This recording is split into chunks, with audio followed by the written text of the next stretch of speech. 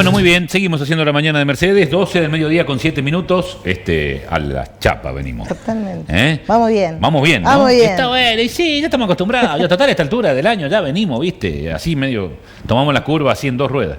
Sí, hace ya. así el auto, más o menos, ¿o no? ¿Cómo estás, Karina? Muy Bienvenida, bien, buen día. Buenos días, gracias. Buen día, Eduardo. Buen Bienvenido. día, buen día la audiencia. Buen día es un genérico, ¿no? Algunos van a decir, ¿qué tenés buen día? ¿Está lloviendo? Bueno, está lloviendo, ¿qué querés? ¿Qué va a hacer? Pero, Es una manera de saludar. pero claro, por supuesto. Aparte, hay gente que le gusta y bueno, y uno tiene que hacer un programa para todo el mundo. No podemos hacer un programa para los que nos gusta el sol nada más. Aparte de la lluvia, ¿O no? el agua, digamos, es Claro, muy necesario. por supuesto, imagínate. Y más en la zona rural, donde también hace, y acá también, por supuesto, imagínate con los calores que hacen, bueno, mi pasto pide a gritos agua. Decir que yo le he puesto aspersores, todo pobre, y lo riego y le doy, pero... No alcanza. Pero es que El de un agua día para el lluvia es otro otra te das cosa. cuenta, claro, de un día para el otro te das cuenta que el El agua césped de lluvia es otra cosa. se lastima, sí, totalmente. Bueno, estamos en la columna con la doctora Karina Frontera, el doctor Eduardo Mones Ruiz, para hablar de hoy. Cuénteme, doctora. Bien, vamos a seguir con el Venido tema. primaveral la doctora hoy. ¿Viste? Sí, sí. Fui Muy cambiando, primaveral, sí, fui sí. mejorando. No, está perfecto, me parece Le bárbaro. vamos a poner alegría. Sí. Es que a mí me gustan los días de lluvia. Así que... Usted la pone bien. Bueno, está bien, por eso le digo, cada loco con su tema. No quiero decir que usted sea loca, discúlpeme, No, doctora, por de favor, ninguna manera. no lo interprete así. No, por favor, faltaría más. Bien, vamos a hablar de otro tema de familia que es muy importante, como lo que hemos venido hablando, que es el tema del aumento de la cuota de alimento. ¿Qué es lo que está sucediendo? Que mucha gente se viene presentando siempre ya terminando el año y pidiendo aumento de la cuota porque no alcanza. Lo que se le viene abonando todos los meses no alcanza. ¿Qué es importante que las personas sepan que nos están escuchando? Es que se puede pedir perfectamente un aumento de la cuota de alimento cuando hay dos elementos fundamentales. Una, las necesidades del niño, y otro, también el tema de que haya cambiado la capacidad económica de aquel progenitor que es quien debe abonar la cuota. Es decir, en palabras más simples. Es decir, si tenemos un papá o una mamá que está trabajando, que estaba desempleado y hoy pasó a estar trabajando, y es diferente la situación de lo que se hubiera arreglado en su momento a lo que hoy se puede exigir. Entonces, ahí tenemos como que pedir lo que es un aumento de cuota de alimento, cuando se ha modificado la situación económica. Y la otra situación por lo cual también se puede pedir un aumento es cuando hay necesidades del niño que se han cambiado y que hoy son fundamentales de la primaria a la solucionar. secundaria, pasa, claro, o de repente en cuestión de salud. El tema del transporte, que suele suceder. A ver, antes lo llevaba el abuelo que cooperaba normalmente para trasladar al niño. Hoy el abuelo no puede. Entonces no alcanza. Hay que cubrir esta situación, por lo tanto se pueden presentar y se puede iniciar una demanda o pedir a través de un incidente lo que es un aumento de la cuota de alimentos. Hoy sobre todo se están planteando una cantidad de casos porque la plata no alcanza. ¿Está bien? Y a la mamá o al papá que está viviendo con el niño no hay plata que no alcanza. Como también aclaramos que como se puede pedir el aumento de la cuota, también se puede pedir la disminución de la cuota de reducción, alimento. claro. Es decir, ¿para qué es lo importante que sepan las personas que también se pueden acercar, por más de que tengan una sentencia donde tienen una cuota de alimento fijada, pueden acercarse, obviamente con un abogado de confianza, es decir, y pedir una demanda, iniciar una demanda donde piden la disminución de la cuota y plantear que han cambiado las circunstancias, como por ejemplo que el papá en vez de tener un hijo ahora tiene 4 hijos, que ya no puede satisfacer las necesidades y que no tiene aquel mismo trabajo que hoy en día tiene.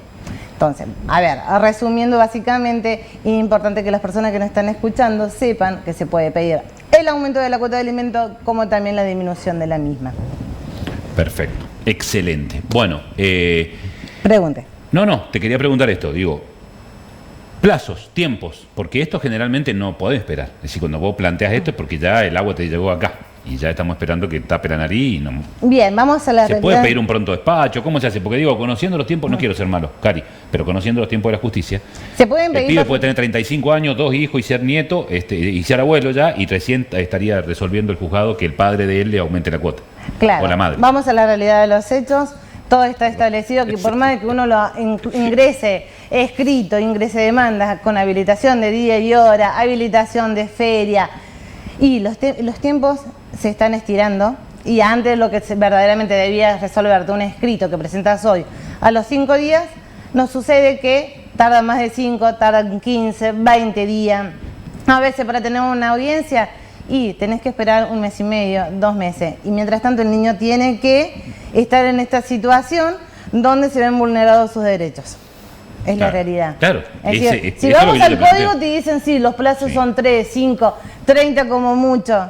La realidad, los hechos no son así. Del dicho al hecho, hay mucho trecho. Bueno, antes de ayer asumieron una tracalada de funcionarios judiciales, che. No tanto, no tanto. No entiendo mucho yo. No tanto, y la mayoría era de otras San Luis. circunscripciones, sí. Eso sí me di cuenta. Y también de allá de la zona Del de norte, Corcaram. claro. Y también asumió la defensora general, digamos. ¿Qué así es como eso? así como tenés el procurador general, que es el jefe de los fiscales. El jefe de los que acusa, está la jefa de los que defienden. Ahora tenemos bien. el Ministerio Público de la Defensa Voy también. entendiendo. Y por ende tenemos una defensora general de la cual van a depender funcionalmente, digamos, todo lo que es la defensa pública. Entonces queda separado. Era un tema que el mismo procurador, que es el que en definitiva lleva adelante la tarea de los fiscales, estaba a cargo también de los defensores, o sea, no tenía Era lógica. medio arte y Bueno, parte, pero claro. bueno, se ha ido avanzando, en eso se avanzó y es correcto. Es correcto, tiene que haber un Ministerio Público Fiscal y un Ministerio Público de la Defensa. Sí, claro. Y asumió la nueva defensora general Bueno. de la ciudad de San Luis. Y acá, en cualquier momento nos quedamos sin fiscales, ¿no? Si siguen así, digo. Bueno, no sé. Tengan cuidado, no pase cerca de una fiscalía porque le van a iniciar jury. No sé si cómo será lo que sigue,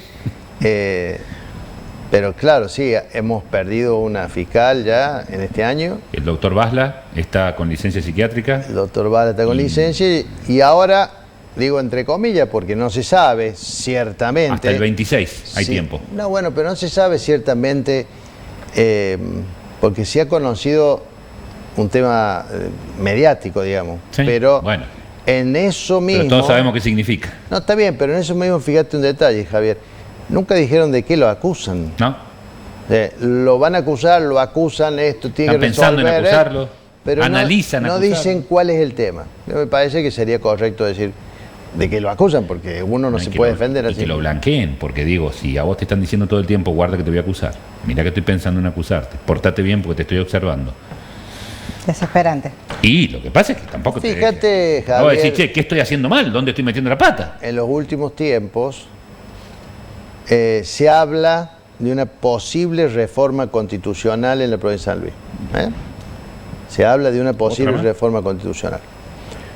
Sí, sería bueno, pero lo que pasa es que va a tener que ser motivo de debate algunos temas, muy profundamente, y uno de los temas es el Poder Judicial. Ahora, tenés que debatir todo. Y en una república, el Estado tiene 3 poderes. El Poder Independientes. Ejecutivo, Sí. el Poder Legislativo y Sí. el Poder Judicial. Independientes y con una función específica Ese para es el uno. ideal. Por eso es el tema de los controles Del equilibrio, y del claro, equilibrio entre de uno y poder. otro, exacto. Ahora, para que un poder sea independiente, tiene que manejar su propio presupuesto. Bueno, ahí está Pero lo que acá yo digo ninguno, siempre y se me no, enojan a mí.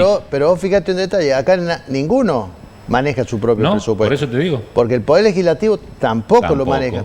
Tal es así que ni siquiera paga los sueldos. ¿No?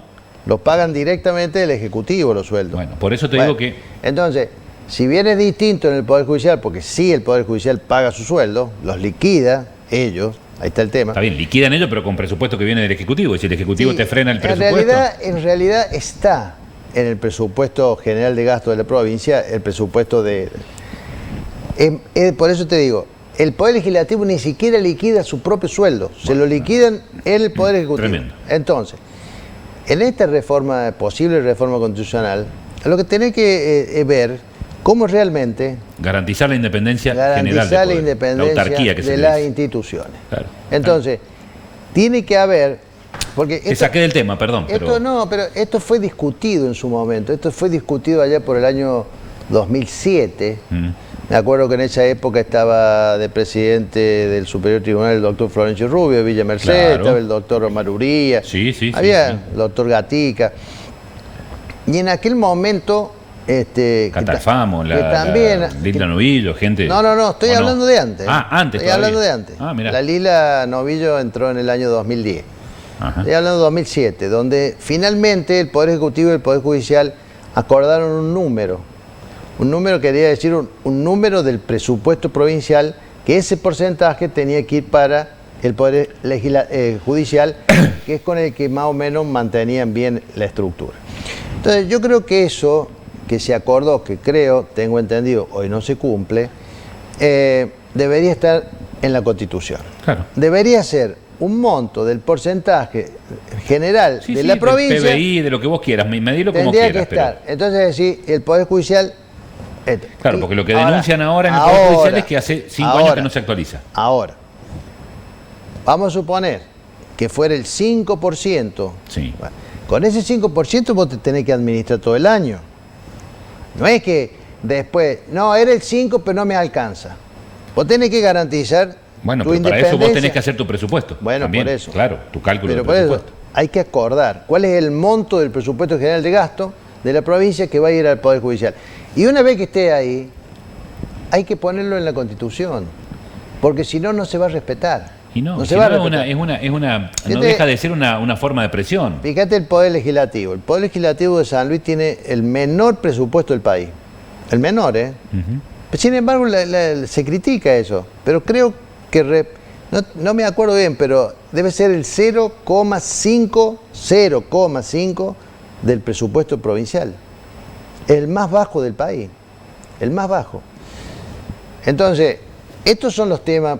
Eso te demuestra, digamos, que de alguna manera el Ejecutivo se lleva el 95-96% de todo el Ejecutivo. Bueno, garanticemos la independencia, garanticemos las funciones. Y aparte de eso, Javier, entendamos la importancia que tiene la división de poderes y aparte de eso, la importancia que tiene el Poder Judicial para resolver los conflictos que tiene la sociedad. Por supuesto. Porque lo hemos discutido muchas veces, decía, que vos resolvas un conflicto después de 5 o de 10 años, no resolviste nada, porque el conflicto se resolvió solo en el mejor de los casos. Claro. Hoy leía una noticia, fíjate vos, y no es de San Luis,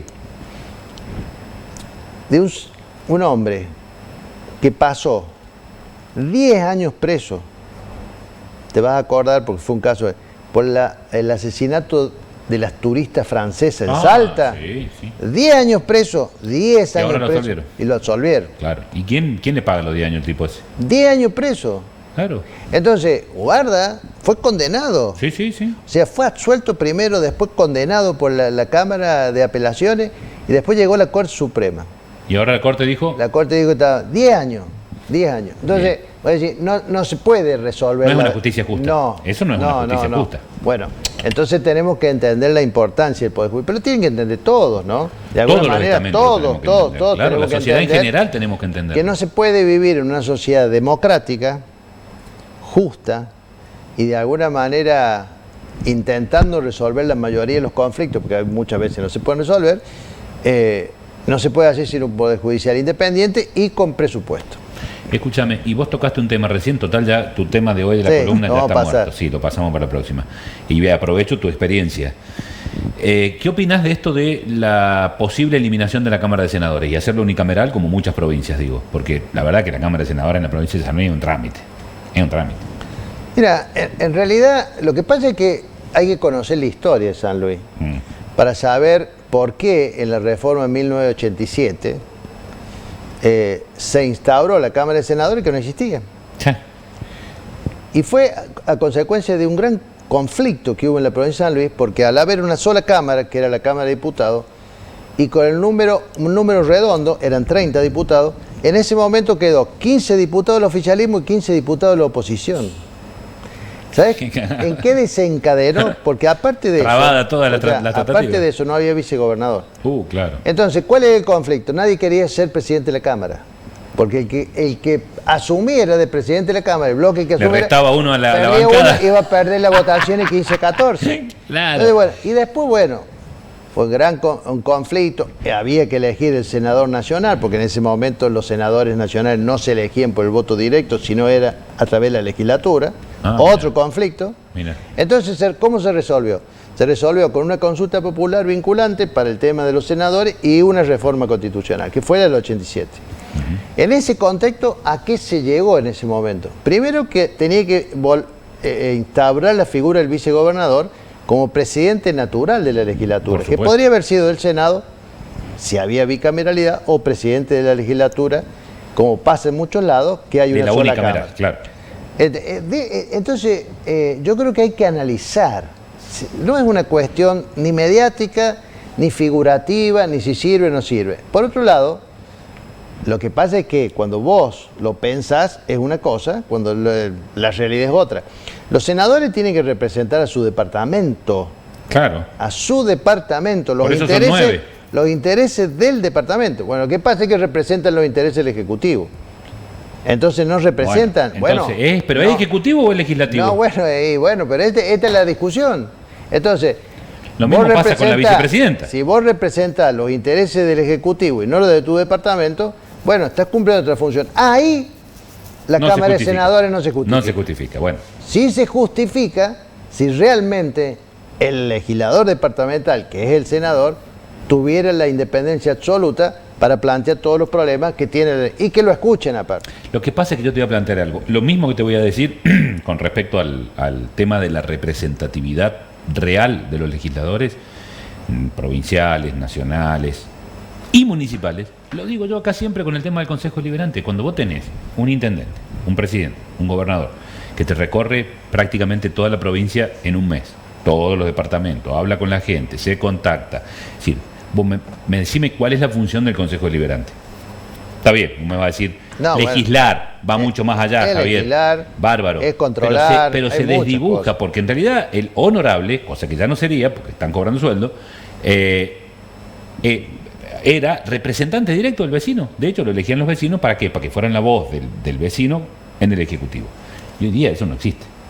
Ha perdido, se ha desdibujado. Nosotros tenemos un sistema presidencialista, claro, muy fuerte, muy ejecutivo, que baja hacia las provincias.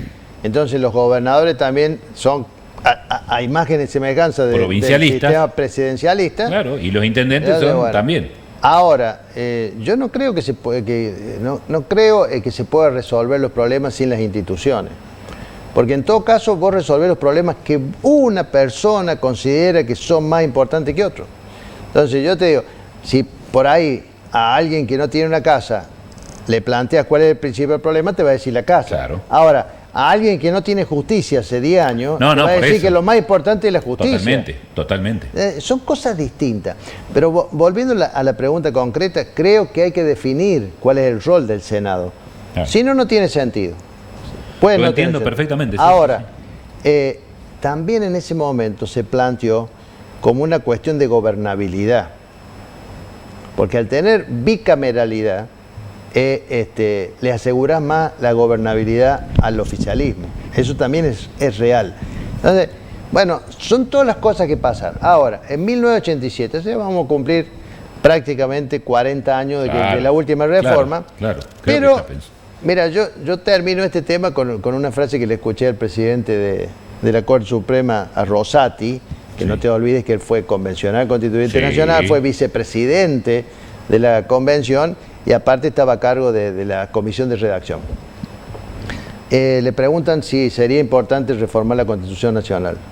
Y él dijo, mire, más importante es cumplirla. Claro. Reformarla, dice. Claro. No sé, para que sea declamativa es hermosa, ahora cumplámosla. Cumplámosla. De eso se trata, cumplir. Porque la Constitución parece, viste, la nombran como la Biblia. Sí, hay gente que dice que la leyó, nunca la leyeron. Y a la Constitución pasa lo mismo, nadie la lee realmente, pero no estaría mal que los legisladores la conocieran al detalle, que los ejecutivos, los ministros, los secretarios conocieran lo que dice la Constitución al detalle. Y el avance que ha tenido, digamos, de alguna manera en esa reforma del año 94, en la Constitución Nacional, el avance de la independencia de los municipios, porque ahí realmente se terminó, se acabó la discusión, porque antes era discutido todo, ahora tenemos una independencia absoluta de los municipios, lo cual es muy bueno, por supuesto, excelente, y se ha cumplido. Ahora yo creo que en esta etapa lo realmente importante sería la independencia del Poder Judicial, real, presupuestaria, con calidad y con exigencia también, porque no es solamente debatir un tema, tenemos que debatir todos los temas. No deberían puede ser solo en La Plata. ¿Deberían ser electivos los cargos judiciales? A mí me parece que la Argentina no está para eso. Claro, vos imaginate lo que sería por eso, si como tenés en que Estados Unidos eligen los fiscales por voto directo, imagínate la presión que se haría acá para un fiscal. Porque no nos olvidemos, no nos confundamos, el fiscal representa los intereses de la sociedad en su conjunto. Pero si fuera electivo parecería que representara los intereses de un partido o de un sector. Entonces, en Argentina eso no sirve. No sirve. Y menos porque no te olvides un detalle, en Estados Unidos los fiscales duran un tiempo. Claro. Y después tienen que ir de nuevo a elección. Claro, tienen que revalidar. Imagínate lo que pasaría acá. Tratando de congraciarse con los sectores políticos, el fiscal. Y el fiscal es el que acusa, el que investiga. A mí me da más tranquilidad que haya independencia real. Creo que el tema de la estabilidad laboral, la planta permanente, también te da un margen porque si no tenés que jugar con muchos factores que tienen que ver con lo que decís vos. Tenés que jugar con factores políticos a la hora de tener la votación o a la hora de tener el voto, ¿no? Por eso digo, creo, y me interesaría realmente que si se pone a consideración la reforma de la Constitución, se pudiera debatir seriamente el tema, elegir bien los temas, porque reformar todo en la Constitución no es tan fácil. No, seguro. Elegir los temas importantes y bueno, y que puedan opinar los que conocen, porque si no es muy difícil, es ir a levantar la mano en una convención. Bueno, eso sí, tampoco sirve. Claro. Por eso digo. Que sean del palo. Y guarda con la Constitución, porque la Constitución es como la madre de la democracia. Es el que nos da las reglas de juego, el marco general, los derechos, las garantías, dónde nos tenemos que mover, cómo son las instituciones. Por eso decía Rosati, más importante es cumplirla. Es cumplirla, sin duda. Gracias, chicos. Muchísimas gracias. Hasta la semana que viene. Nos vemos. Nosotros nos fuimos, nos despedimos. Muchas gracias para todos. Buena tarde. Nos encontramos mañana a las 9 de la mañana. Último programa de la semana.